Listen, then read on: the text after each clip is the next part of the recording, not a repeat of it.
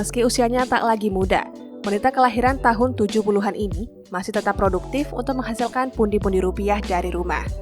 Ini bisa menjadi contoh untuk pengusaha pemula dalam memulai usahanya.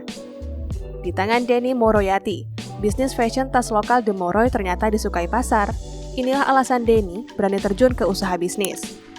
Halo, saya Denny, lengkapnya Denny Moroyati. Saya owner The Moroy Kreasi Alam Nusantara. Brand kita biasa yang lebih familiarnya The Moroy. Kecintaannya terhadap seni mampu menyulap pandan hutan menjadi kebutuhan fashion yang bernilai seni tinggi dengan nilai jual yang ekonomis. Awalnya ibu rumah tangga ini mulai mendalami kerajinan anyaman selama 2 tahun di Yogyakarta. Dengan ketekunan dan kecintaannya terhadap seni, di akhir tahun 2018, Denny berhasil membangun galerinya dengan mempekerjakan 2 orang pekerja. Latar belakang mungkin saya karena suka seni ya, jadi ini sebenarnya berangkat dari hobi. Hobi saya suka dengan barang-barang seni, dengan sesuatu yang kreatif.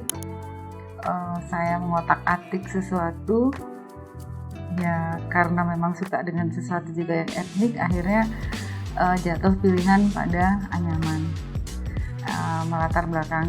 Itu yang melatar belakangi usaha ini. Jadi awalnya dari hobi, ya akhirnya lama-lama saya pikir kenapa ini nggak dijadikan bisnis gitu. Kita termasuknya kategorinya kerajinan ya, handicraft, kerajinan, anyaman yang fokusnya kita pada anyaman pandan. Anyaman pandan yang dengan beberapa teknik anyam dari basic, kemudian ada lanjutan lagi yang sedikit lebih sulit, dan akhirnya kita jadikan produk-produk fashion. Untuk sementara ini memang masih di fashion ya, ke depan insya Allah kita akan berkembang ke produk-produk lain seperti home decor atau kebutuhan rumah tangga. Pelan tapi pasti, kini Denny punya belasan orang pekerja yang ikut menjadi perajin tas anyaman pandan hutan miliknya. Para pekerja ini sebagian besar adalah ibu-ibu rumah tangga yang ada di sekitar daerahnya, dan sebagian tersebar di beberapa daerah kota Provinsi Jambi. Di awal itu kita sangat sulit mencari orang yang saya ajak sama-sama berjuang di kreatif di sini ya, usaha kreatif namanya kan. Karena saya mau menularkan ilmu saya untuk seseorang atau 2 orang yang akan menjadi tim saya, itu di awal. Tapi lama-kelamaan pelan akhirnya saya juga menemukan orang-orang itu, dan sekarang ada beberapa orang yang sama-sama berjuang dengan kami melestarikan budaya lokal ini. Proses produksi yang memakan waktu cukup panjang dengan tingkat kerumitan yang berbeda dari setiap tas yang dihasilkan, Denny selalu membentuk tim yang solid, komunikasi dan sikap saling menghargai. Menjadi nilai yang selalu dipegang dalam membangun kerjasama dengan para pekerjanya. Hingga kini, The Moroy telah memiliki 5 seri produk lokal ternama. Mulai dari produk seri Bungo Rampai, produk seri Kembang Temu Lenggang, dan produk seri Cantik Manis. Untuk proses pengolahan bahan baku, untuk saat ini kita fokus ke pandan, yang kemungkinan ke depan juga akan berkembang ke bahan baku lain ya, karena di Jambi itu saya pikir banyak sekali bahan baku yang bisa kita manfaatin, dan ada beberapa bahan yang memang sudah kami lirik, hanya prosesnya kita belum sampai ke situ. Namun saat ini kami masih fokus ke pandan.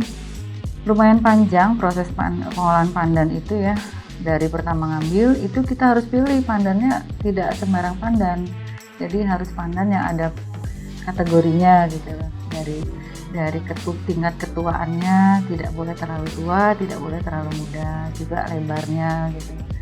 Kemudian setelah dipetik dibelah, kemudian setelah belahnya juga pisaunya khusus, tidak hanya pisau biasa, tapi pisau yang sudah kita bikin sendiri dengan jarak potong yang sama. Setelah itu harus diraut lagi. Setelah diraut, sudah direbus, direndam beberapa hari. Yang kalau kita di sini itu airnya kita ganti setiap hari. Karena setelah diganti itu di air itu kayak ada aroma yang nggak enak gitu kan, sama warnanya berubah. Setelah 2-3 hari kita rendam, baru dijemur. Setelah jemur kering, baru sebelum dianyam harus diraut lagi. Nah, begitulah. Jadi untuk bahan baku saja itu sudah sepanjang itu, belum masuk ke dalam proses anyam. Nah, proses anyamnya kan beda-beda nih, ada yang basic. Kalau basic itu kan seperti tikar gitu aja, tapi langsung membentuk. Ada yang seperti ini, ada yang seperti ini. Nah, kan tingkat kesulitannya beda-beda. Kalau mau dihitung banget waktunya lumayan panjang. Cuman karena kita sudah melalui lumayan panjang proses, akhirnya kita menemukan cara bagaimana supaya pekerjaan ini jadi lebih cepat gitu. Kalau teknik anyamnya kita di sini ada 3 teknik, basic sama seperti ini, sama seperti ini. Kalau sejujur sebenarnya dulu kita awalnya kita nggak bisa nganyam gitu. Dalam proses perjalanannya kita harus bisa gitu. Akhirnya memang belajar. Dan prosesnya itu semua dilalui dari hulu ke hilir, itu kita harus nikmati semua gitu supaya tahu kan prosesnya seperti apa. Jadi produk kita sekarang memang masih sebatas fashion ya, seperti ini, seperti itu gitu kan, dan yang lain-lain. Namun yang paling dekat kebutuhan dengan masyarakat saya rasa terutama para ibu-ibu rumah tangga ya, kita menyediakan juga seperti ini, kantong belanja. Nah, karena konsep kita kan ramah lingkungan ya, jadi produk kita itu memang menghindari limbah, memperkecil penggunaan sintetis, memperkecil penggunaan logam. Jadi kenapa ini kita juga pakainya kain belacu ya. Jadi kalau dulu kita awalnya tuh nggak pakai kain belacu, tapi setelah makin kesini kan kita koreksi terus. Jadi ini salah satu yang produk kita yang lumayan banyak permintaan. Ini kantong belanja ramah lingkungan dan ini bisa dicuci. Ini kalau dilipat jadinya ya begini, dirosletingin kembali. Ini sudah begini seret, jadinya seperti ini.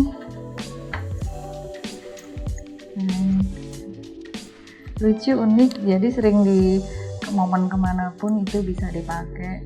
Banyak yang traveling itu dibawa, yang ibu-ibu yang di mobil standby kan. Membangun bisnis memang memerlukan keberanian, keseriusan, dan perencanaan yang matang. Tantangan bisnis bisa terjadi dalam waktu 3 hingga 5 tahun ke depan. Sama halnya dengan algoritma pasar yang cenderung selalu berubah di setiap kota besar. Karena karakteristik masyarakat kota yang ingin selalu mengikuti tren. Beberapa kali kita menemukan customer yang seperti itu. Rata-rata customernya seperti itu memang customer loyal kita ya. Jadi yang satu orang itu bisa membeli beberapa produk, nggak hanya satu gitu. Jadi kita akan coba. Kadang-kadang ada customer yang pesan itu yang kita sebenarnya belum mampu bikin, tapi karena kita mau menjaga hubungan dengan customer, menjaga kepuasan pelanggan, kita akan coba semaksimal yang kita bisa. Akhirnya ya setidaknya mendekati yang dia mau. Produk kita ini kan selain memang konsepnya ramah lingkungan, kita juga mengangkat budaya lokal. Jadi melestarikan pandan, bentuk bakul itu juga kita lestarikan. Jadi setiap tas, beberapa tas ya ada 5 yang sudah punya nama. Seperti ini kan namanya seri bunga rampai. Jadi ada ceritanya gitu loh, kenapa dinamakan bunga rampai. Ada yang namanya seri kerontong melenggang, ada yang seri cantik manis. Dan itu ceritanya tuh kita bikin berbasis budaya tempat, budaya Jambi. Ada cerita yang menggambarkan budaya Jambi. Kalau konsumen kita terutama Jambi ya, beberapa kota besar itu kita sudah kayak Jakarta, karena kan sering pameran di nasional ya di Jakarta, kemudian beberapa kota besar lain seperti Sumatera Barat, Bandung, Surabaya, pernah juga kirim ke Manado, dan sebagian kita juga kirim, mereka beli untuk dibawa ke luar negeri gitu.